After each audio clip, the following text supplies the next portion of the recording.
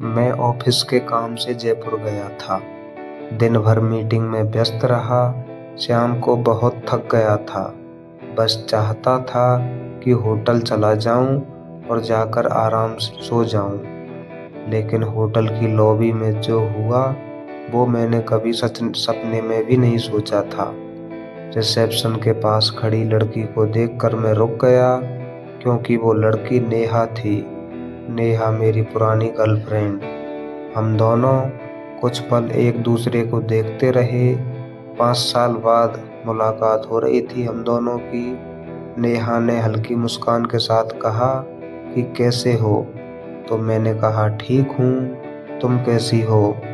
तभी रिसेप्शनिस्ट ने बताया कि होटल में सिर्फ एक ही कमरा बचा है, बाकी सारे कमरे फुल हैं। फिर हम दोनों थोड़ी देर चुप रहे। फिर हालात को समझते हुए वहीं पर हम दोनों ने मिलकर एक कमरा ले लिया। कमरे में पहुंचे तो थोड़ा अजीब सा लग रहा था। एक ही जगह और ढेर सारी पुरानी यादें। नेहा ने माहौल को हल्का करते हुए कहा, टेंशन मत लो, अब हम बच्चे नहीं हैं। तो मैं हंस पड़ा और मैं बोला, हाँ अब तो हम समझदार हो गए हैं। बाहर बारिश हो रही थी। हम दोनों खिड़की के पास खड़े होकर बारिश को देख रहे थे। थोड़ी देर बाद चाय मंगवाई। चाय पीते पीते पुरानी बातें शुरू हो गईं। तो नेहा ने पूछा, तुम बिना बताए क्यों चले गए थे। मैंने सच बताया कि घर की जिम्मेदारियां अचानक बढ़ गई थीं। उस समय मुझे लगा कि मैं रिश्ते को संभाल नहीं पाऊंगा।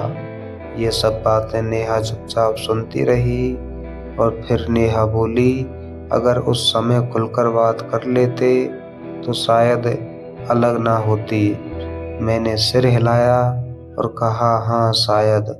तभी अचानक लाइट चली गई तो कमरे में अंधेरा हो गया। तो नेहा ने मोबाइल की टॉर्च जला दी। फिर हम दोनों हंस पड़े और माहौल अचानक से हल्का हो गया। उस रात हमने सिर्फ बातें की।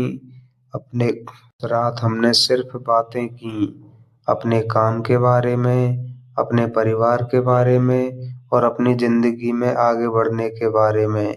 हमें समझ आ गया था कि हम दोनों बदल चुके हैं। रात कब बीत गई पता भी नहीं चला। सुबह सूरज की रोशनी कमरे में आई तो सब कुछ साफ लग रहा था, जैसे मन भी हल्का हो गया हो।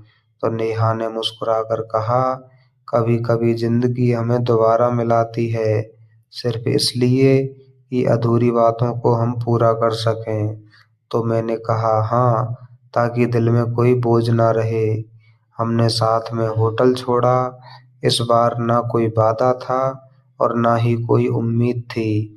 बस एक सुकून था जो कि अधूरी रह गई थी। वो बातें पूरी हो गईं।